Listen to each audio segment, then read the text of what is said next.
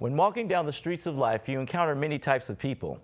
Most people watch where they're going, try not to trip over things, and generally coexist with what surrounds them. Then there are others, aka government officials, lawmakers, who like to call the shots on how and where people walk. These are usually the ones who step in poop. Why? Because they are not on the same path as the people they are supposedly looking out for. And then there are those bold enough to stand up and point out to those officials that they have poop on their shoes and they should really stop walking around. Why? Because they are ignoring what's obvious to all of us. Our first guest will address some of those steps that need to be cleaned up around this here town.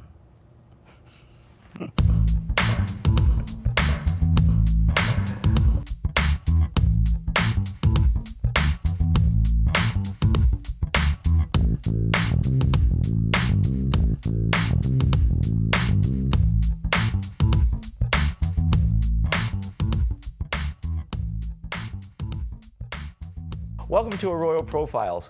Our first guest has pointed out and spoken out on many community issues. So here to help issue some societal doggy bags, I give you James Farr. Hey, what's up, Kevin? How you doing? All right. So first, describe your show so people can know what I'm referring to. First of all, Kevin, thanks so much for having me on Arroyo Profiles. Yeah, the Conversation Live focuses on social justice, restorative justice, inclusion, and equality. And what we do is take deep dives and unpack some very serious issues from a hyper-local lens that affect many of us right here in the city of Pasadena. Exactly. So that's exactly what I was talking about. You've tapped on, you touch on a lot of subjects that pretty much are kind of taboo. From a society point of view, you go in and you attack, and that's great. That's something that we need to do. So tell me a little bit more about your past history and how you got into doing what you're doing. Well, currently I produce the Conversation Live right here in Pasadena Media Studios, but prior to that, I've done over 150, probably about 175 of these conversations with various different people, from elected officials to artists to business leaders to members of the ACLU. I mean, it kind of ran the gamut over a time of about 2 years. And the reason why I started Conversation Live is because I felt that I had this incredible access to people, and what I normally would have been doing in a coffee shop, I thought I'd kind of open it up and allow people to come inside. So what you see on the show is nothing any different than what you would see maybe over at Perry's joint, just sitting there on a bench, talking with someone in the community, talking with our police chief or our mayor or council members. I said, let's just bring it into a show, if you will, and share it with people in the community. That's beautiful. We'll talk a little bit more about your history, but let's go to the sizzle reel of your show. We'll check it out. You're watching The Conversation Live. I'm your host, James Farr. The Conversation Live focuses on social justice, restorative justice, inclusion, and equality. There's been no shift in government plan of exactly how we're going to be increasing government and more houses being built. So it's a much broader issue, in my opinion, than just the issue of rent control. If only left to the market's okay with homelessness. It's called an externality.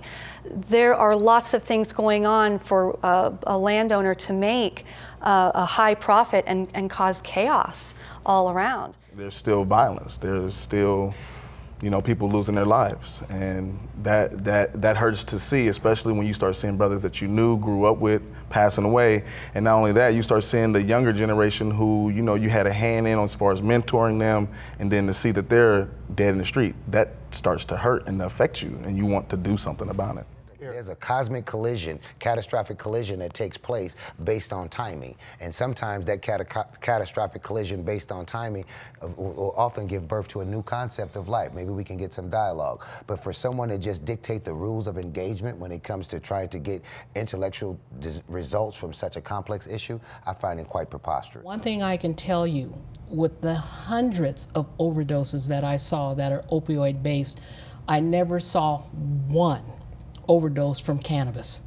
Never one. If anything, I saw people mellowed out, I saw them hungry, but I never saw an overdose. Your cannabis shop, your dispensary, Collective, Golden State, was raided by Pasadena Police Department. How did that impact you, your employees, when a SWAT team comes in with armed? Well, we were encouraged, I felt, by the city, and I feel really disappointed that a civil land use disagreement turned into a potential criminal matter. Like Mama would say, time and place for everything. That's right? exactly But right. My issue is, how is it that the school all of a sudden becomes the wrong place? Like, So how what does that what does impact? education prepare you for? Well, one opinion is it prepares you to work in an industrial system and to follow rules and to be systematically programmed in how to proceed. That's what some would say. Okay. But what I'm saying is, as a 17-year-old senior said to But let's me, go back. how does me wearing a do-rag not make me excellent? We help all kind of black people. It doesn't matter if you are a college student or a business owner or if you were a gang member. It doesn't matter. Like, if your life matters under the Black Lives Matter brand. A lot of hot button topics. Yeah. So how'd you get into this niche of getting into the community and exposing some of these topics? What I would call that is my awakening date goes back to around July 2016, and I talk about this in an upcoming book, Walking While Black. It was around that time that there were 3 deaths caused at the hands of police, and they were just on a constant viral loop.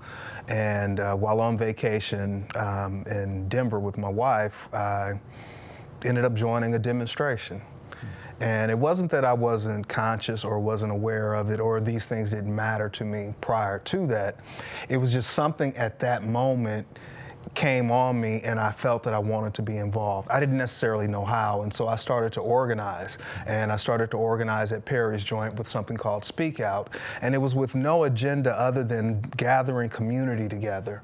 And let's find out what are some common grounds and what solutions that we can find.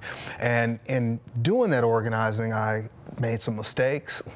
I didn't exactly know what I was doing, but I think what people saw was that I had a commitment to really trying to bring people through the meeting and gathering of people and dialogue. Because I feel like if war starts with a conversation, so shall peace.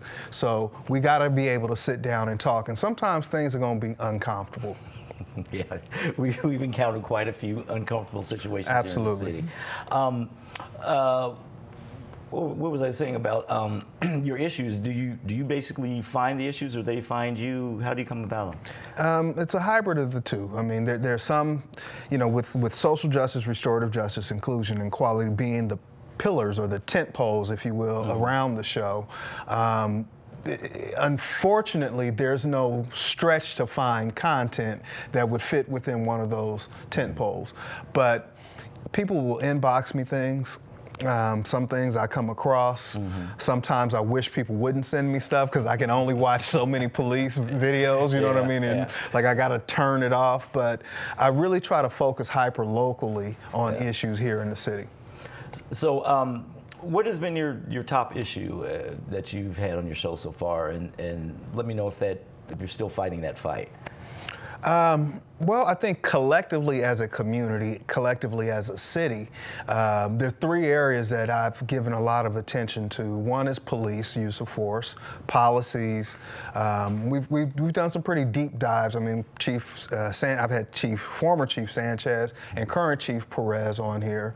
I've sat down with retired Lieutenant Falante Riddle, also Sergeant Thompson. So I've talked a lot about trying to better understand their culture. And then the second issue would be the affordable housing crisis here in the city.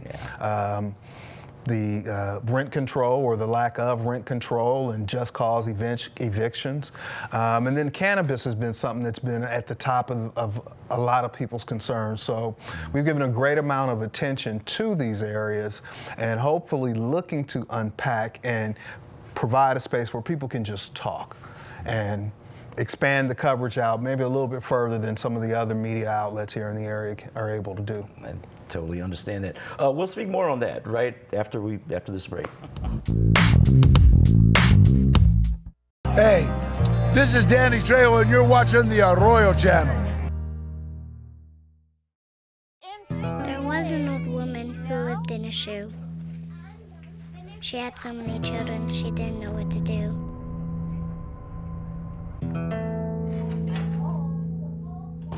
She gave them some broth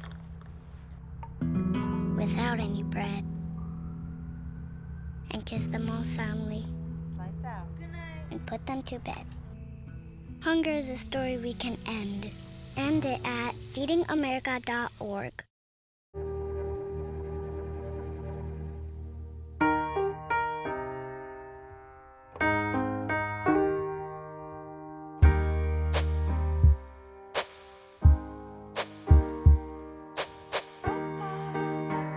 And I can't change, even if I tried, even if I wanted to. My love, my love, my love, she keeps me warm. She keeps me warm. She keeps me warm. She keeps me warm. She keeps me warm. She keeps me warm. We are neighbors and best friends. I love my sister. My heart doesn't see race. Love is love. Our family is no less than any other family. Love is kind. Love is patient. Hi, I'm Gretchen. I'm here with my kids on South Lake, and you're watching the Arroyo Channel.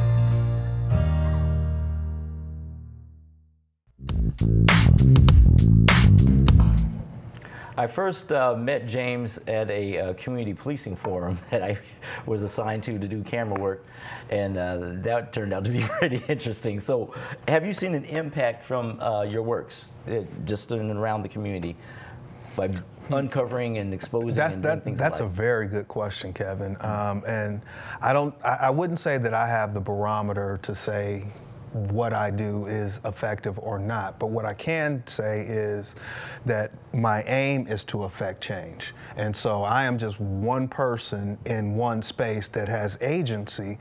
There are a lot of people out there beyond me that are actually doing groundwork. And so these organizations are the ones that are really pounding the pavement. Sometimes I'm just a voice to amplify an issue, but I am optimistic. I will say that, you know, in some of my conversations with city council members, that some have expressed that they're interested in at least having a discussion around rent control. I know our current police chief, Chief Perez, has done some things that I have not seen in policing, in the sense of making his officers available to come sit and have some of these critical, uncomfortable conversations. So, you know, it's a long game. You know, we've been in these situations far longer, and I think it would be a little foolish to kind of expect them to immediately be over, but I'm optimistic. But effect is happening. Things are trickling, and things are, as a result of exposing these things and bringing them to light, things are starting to kind of move in the direction, like you said, at least in well, they certainly know someone's going to call them out on it. Yeah, exactly. Call them out and let them know they got poop on their shoes. So circling back around, so how has Pasadena media been influential in your goals and pursuit of with Conversation Live? I mean, to have a resource like this right here, you know, within my city, a few blocks away from the train station, you know, or just short commute, it's just, I'm so appreciative, you know what I mean? Because here I can try out some new things. It's a long ways from doing a live stream, how I started in my native form, out of my man cave. So to be able to come into a studio, work with a team of professionals, get the criticism, learn best practices, has been really, I see a great deal of growth for me, but I really just like doing what it is I'm doing. So I'm happy, you know, someone said, hey, you know, maybe one day you'll end up somewhere else. I said, right now I'm happy right here, because what I want to do is provide a voice and through the lens of from a local narrative of what's happening right here in this city. Yeah, that's great. That's great. So basically, where to from here, basically?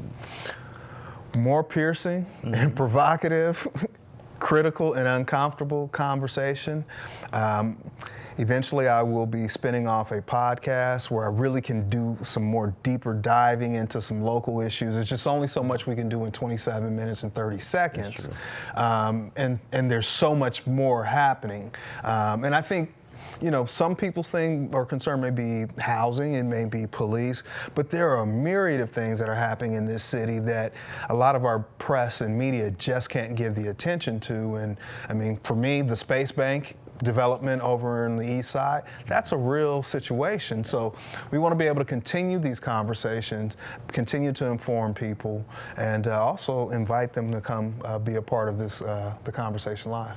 That's great. Are there any other messages that you want to put out there, or maybe invite community to come in and express? Is there anybody on the forefront? Absolutely. I mean, I get story ideas all the time. I can't think of, out of the nearly 200 interviews I've done over the last year or so, a couple of years, at the furthest, it's been 1 degree of separation. But for the most part, most of my guests are people that I have an existing relationship with. And so I'm always looking to know new people and learn their stories and how we can unpack their stories and really dig into the issue. So, you know, reach out to me on Facebook, conversation.live, inbox me or send me a message, and I'd love to talk with you. Wonderful, wonderful. Well, thank you very much for being a guest here on Arroyo Profiles, and we definitely wish you luck in your future endeavors, and definitely any more field assignments that or any community forums. We had some pretty interesting moments. More than happy to cover those. Thanks, Kevin. Okay, so we'll be back with one of our freshest faces here at Pasadena Media. Hello, we're in Girl Scout Troop 4601, and you're watching the Arroyo channel.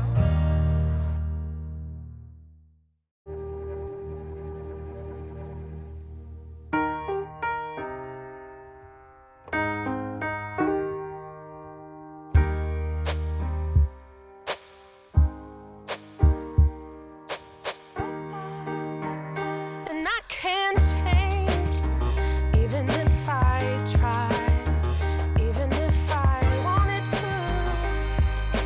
My love, my love, my love, she keeps me warm. She keeps me warm. She keeps me warm. She keeps me warm. She keeps me warm. She keeps me warm.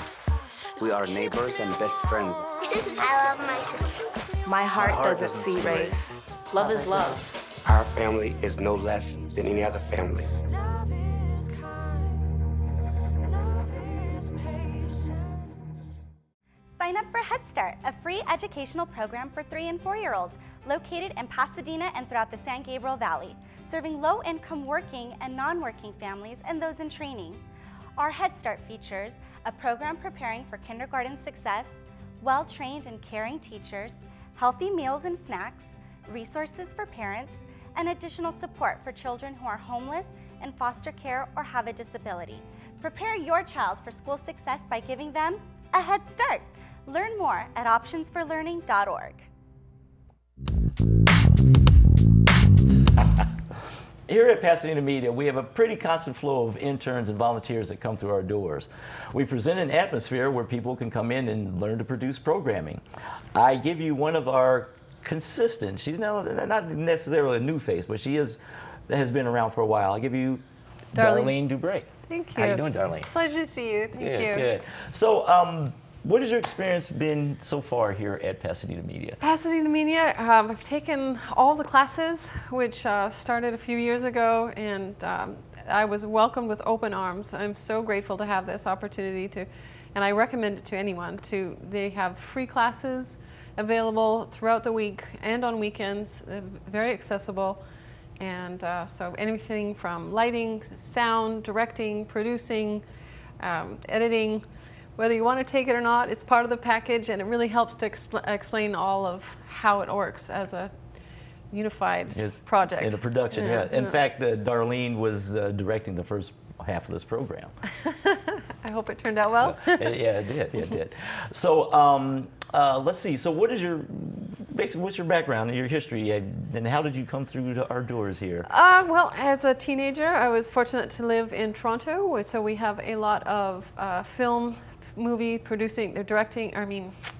Film and television and movies, and so often I was invited on set in front of camera. And now that I'm getting older, I figured why not look and try what it's like behind camera. So yeah, I'm grateful to have this opportunity. Oh, that's great, great. So you worked on just like different Hollywood productions up there, like yes, different TV. A lot of trailers, a lot of movies and commercials, and yeah, it was a lot of fun. And internationally, I've worked in Mexico as well, and Costa Rica, and various places. Doing what?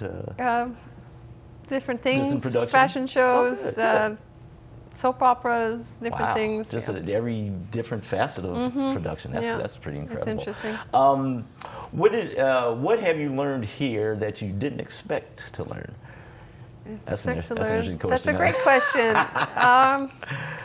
Just everything to me was new, because I've always had someone to do it for me, and now I get to actually go and pull the paper and put up the curtains and adjust the lighting. Well, Jared does that, but it's always been someone else's job, and now that I am trusted to use the equipment and to play with all the fancy buttons. And so, yeah, it's interesting.